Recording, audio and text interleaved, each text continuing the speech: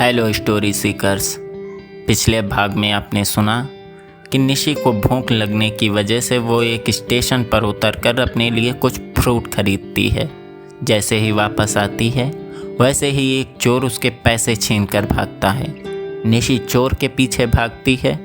तभी निशी को ढूंढते हुए प्रतीक भी ट्रेन से बाहर आ जाता है और प्रतीक भी चोर के पीछे भागता है, जिससे वो भागते भागते ट्रेन से काफ़ी दूर निकल जाते हैं और तब तक ट्रेन चल देती है।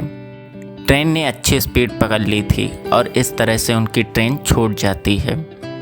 वो दोनों एक अनजान स्टेशन पर खड़े बस एक दूसरे को देखते रह गए। बस आइए अब आगे सुनते हैं। दोनों स्टेशन पर खड़े थे।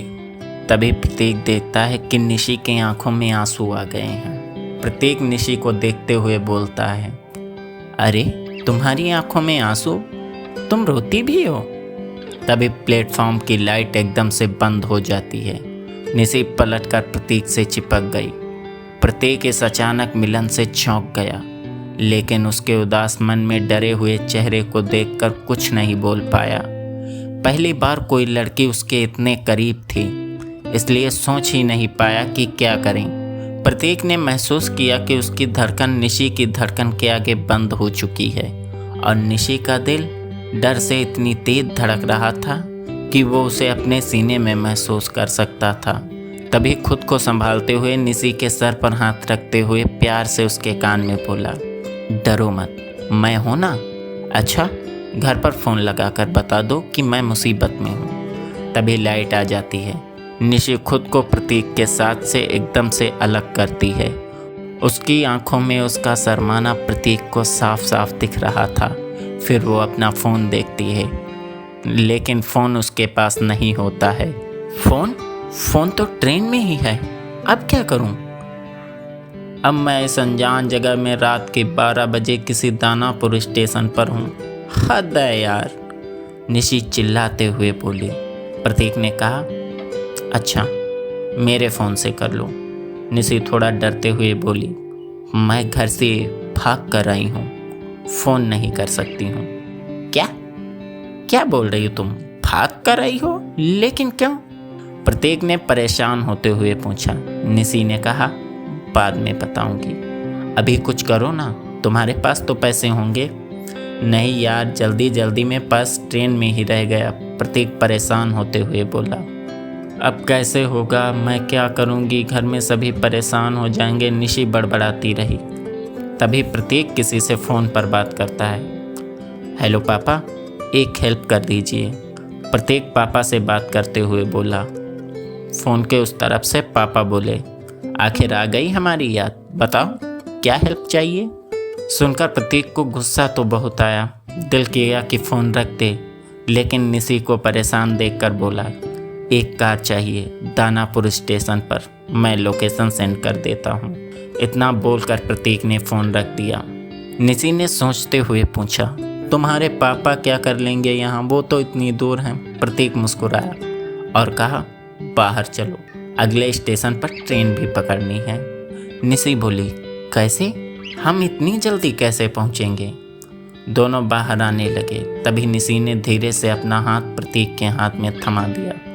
प्रतीक ने पहले दोनों हाथों की ओर देखा, फिर निशी की ओर, फिर चुपचाप उसका हाथ पकड़कर चल दिया। निशी बिना उसकी तरफ देखकर बोली, हल्का सा डर लग रहा है, इसीलिए पकड़ लिया। प्रतीक फिर मुस्कुराया। दोनों एक बेंच पर जाकर बैठ गए। देखा, निशी को कम कपड़ों की वजह से ठंड लग रही थी। प्रतीक ने आसपास आग की उम्मीद से देखा, लेकिन सन्नाटे के अलावा वहाँ कुछ नहीं था, तो अपनी जैकेट उतारकर निशी को पहना दी। निशी ने जैकेट को कसकर पकड़ लिया। अब थोड़ी गर्माहट लगी तो प्रतीक की तरफ देखा तो अब उसे ठंड लगने लगी। निशी प्रतीक के करीब, बिल्कुल करीब आकर बैठ गई। निशी को फिर इतने करीब देखकर प्रतीक फिर शर्मा गया। लेकिन जब प्रतीक ने निशी की आंखों में देखा तो दोनों ने आंखों ही आंखों में हजारों बातें कर ली थी और फिर एक बार फिर एक दूसरे के उतने ही करीब आ गए। ठंड शायद दोनों के होंठों के मिलन से गायब होने को तैयार थी, लेकिन तभी सामने से 2 स्पोर्ट कार आ गईं। कार की तेज रोशनी से एकदम दोनों अलग हुए। एक ड्राइवर निकलकर बाहर आया, बोला सर कहाँ चलना है, चलिए तुम पीछे वाली गाड़ी में आओ, ये गाड़ी हम चलाएंगे।